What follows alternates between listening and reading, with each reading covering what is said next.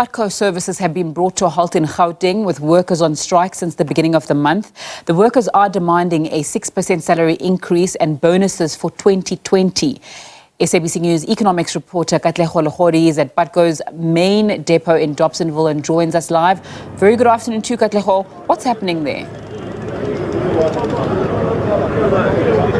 Good afternoon, Nzinga. The Putco drivers are resolute that no bus will move today. This is a demonstration that has been ongoing for about 6 days now as they try to put pressure on the employer to do right by them. They're calling for a 6% wage increment and a back pay, talking also about bonuses, performance bonuses from as early as 2020 that they want the employer to pay. They've downed tools from the 1st of September, saying that they've been negotiating with the employer, and the employer has been negotiating in bad faith in terms of what they've been calling for, saying that theirs is to ensure that they put pressure on the employer, but the commuters are the ones that have also not been spared, as they've been encouraged for this past couple of days to seek alternative modes of transport. This demonstration has somewhat turned violent in the early hours of the morning. I'm going to just step out of short, Nzinga, for my colleagues Boo to show you what is happening here. This is the debris that is left from the demonstration. This demonstration started from as early as 3 a.m., at 3 o'clock in the early hours of the morning, where bus drivers are gathered here. This is the Dobsonville depot. This is the main depot for Putco buses that have seen, barricades being blocked. The entrance has been blocked. Security also being tightened here by the employer. The employer has been negotiating, we are told, with some of the leaders of the bus drivers, but this has not deterred them from actually continuing with their demonstration on the ground. I'm just going to ask Boo to also pan further to show you the workers that are positioned here. These are the workers that have downed tools for about 6 days now, saying that they are resolute that even that threat coming from the employer of just dismissal is not going to deter them from calling for what they want in the sector, saying that it has not been easy for bus drivers since COVID-19 hit.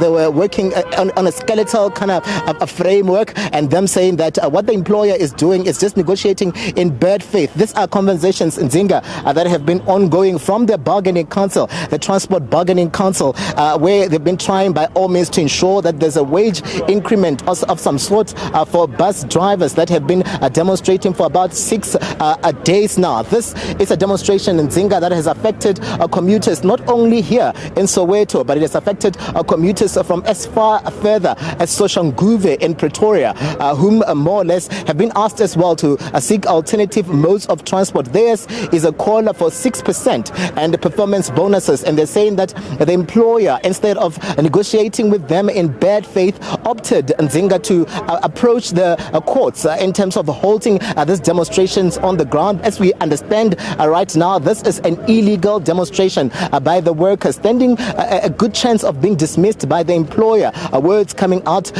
just from different quotas in terms of negotiations here is that it's pointing to the employer dismissing about 1,000 of those workers here. But I'm going to bring into the conversation now Sello. He is one of the bus drivers, has been working for Putco for a number of years now, and he was there when these negotiations were being more or less initiated in 2020 before COVID-19. But we're seeing the employer not coming through, Sello, to really adhere to that 6% that was negotiated at the bargaining council. Welcome to the SABC. You are welcome, sir.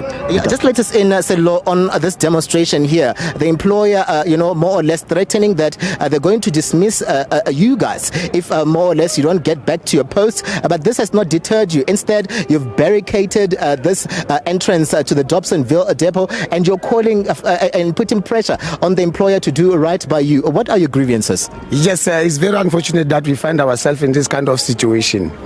Yes, we have committed ourselves, some of us, for a long time with the company, working for the company, even risking ourselves along the way, because we are actually subjected to the riots, and then we are being beaten. Some of us, we even go to hospitals. But now the company, it has chosen now to reward us with dismissal. It is very unfortunate, sir, because this thing started on 2020 on bonuses. The company chose to go to court and challenge this to the court because he has got the money that we made for himself. And then we don't have money to go to court.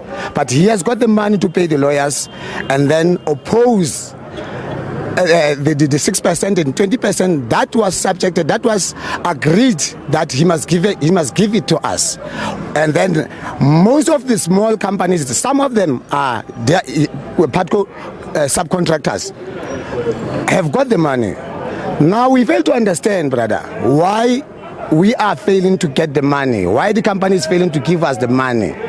What we expected from a company is the company to come to us and explain the situation that they are claiming they are under it. And then we will have at least understood that if we know, we have got the knowledge of what is the problem, why is it not paying us our money. We are all subjected to this hardship, this economic hardships, not only the company. It is worse from us, but now the company has chosen at least to reward us with dismissal, of which we accept. It's painful, but we'll accept because we have been under these circumstances for quite some time now, and we have tried to persuade the employer to make us understand, but he simply ignored us. I mean, it's pointing to the employer. Even there are talks that even last night the employer was trying to come to the party to negotiate with you guys, offering or putting on the table 3% instead of the 6% that you're calling for. But this is something that you continued to reject. Maybe explain to us why the rejection of the 3% that was offered by the employer, and really what have bus drivers been going through in these tough economic times? Yes, that 3% was rejected before. It actually came as an insult to us. And then he wanted to pay that 3% in 12 months. Can you just imagine 12 months, 3%? So we rejected that because it was an insult. It cannot make any difference in our livelihood. Yes, that's what I can say about that. How difficult has it been for you guys? It is very difficult. We know it's going to be difficult again. But we have just chosen that even if it is called better, it would be better outside than to be inside. Than we are being treated by the white-owned companies. Because if you can realize here, there's no white driver here. It's only black drivers here, then we are being subjected to this kind of treatment, of which we have committed ourselves and making a lot of money for this company, and then we have committed ourselves working for this company. But now if they choose, of which I think even the government itself is complicit to this situation, because they don't even come in and intervene and then hear what is our problem, because we don't have money to go to court. Putco has got the money to go to court. They're actually paying a lot of money, opposing us to get the money that was due to us. That's very painful, brother. Yeah, just finally on my end, so where to from here? If the employer comes through with those letters of dismissal, as it's pointing to that now, where to from here? Would we see you guys challenging this? Is there any alternative in terms of this fight with the employer? Yes, sir. What now we are going to do? We are going to accept the letters of dismissal because we are resolved that he rather dismiss us than make us slaves like the way he is making us slaves. We are actually now appealing to the community of Soweto not to allow this company to operate here, even if we are dismissed. We are appealing to them to help us. We have been helping them. We are sympathetic to their situation. We know now they are suffering because of us. Yes, they are our own people. They are our own black people. They are sisters, mothers, kids. We know they are suffering. It's painful. We don't like that. But we are appealing to them to please come to the party and help us get this company out of Soweto. Thank you, sir. Sello, thank you very much, sir, for coming through.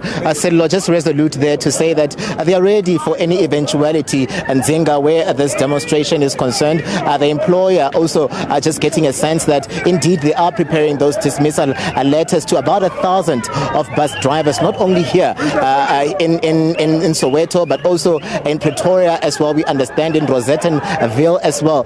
This is about a fleet of 1,005 buses that have down tools, they have parked, and this also pointing to an indication that the bosses and the company has been losing revenue in Zinga as the days go by without reaching an amicable solution with the bus drivers. But you heard there from the bus drivers saying that they are calling, also appealing to the community of Soweto, because most of these drivers are, head of households, most of them staying in the Soweto community, saying that they are asking for some sort of solidarity from members of the community to ensure that the employer feels the impact of the plight in terms of what they've been going through over the years. Zinga? Katlego Legodi giving us an update from Dobsonville there, where Putco bus drivers are on strike and asking for 6% increase. The employer offering 3%. We will follow that story and keep you updated.